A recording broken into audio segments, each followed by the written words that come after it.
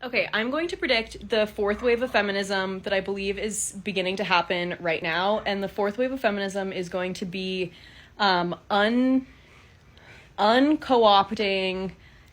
phrases and concepts that originally started in feminist, anti-racist, like activist communities, and they served us for a while, and then they were co-opted. So a great example of this, and this is not my idea, this was an article that I read that got shared at work, is, I don't know the name of the author, but I'll put it in the comments, but it's an article called Stop Telling Women They Have Imposter Syndrome, and it's about how, like, I say it to my best friend all the time, but you tell women, like, oh yeah, like, you feel this way about work, or you feel uncomfortable in meetings, or whatever, because you have imposter syndrome, and it's putting it on the woman who feels this way, when really there are, like, actions and things that are being said and things that are not being said that are actively happening around you that are causing you to feel like this. It's not just you having this, like, unknown syndrome that comes from nowhere. There are actions. Okay, the second one is when people talk about how, like,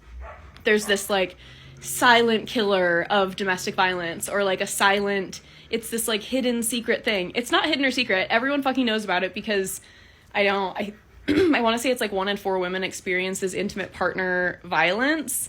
And I'm sorry, I don't have a more non-binary stat than that, but it's not a secret.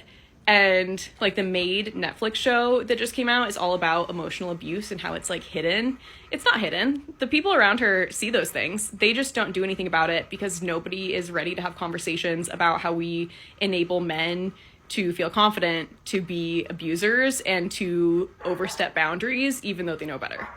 The third one that I'm thinking about, and I'm sure there's more than this, but is microaggressions, and how, yes, first, acknowledging microaggressions is important, and, like, understanding what they are and acknowledging that they exist everywhere. However, I also believe that microaggressions has been co-opted, and it's actually not microaggressions. They're, like, macroaggressions. It's people just being racist and knowing that they're saying these things, which is being racist, and then it just gets passed off as, like, a microaggression.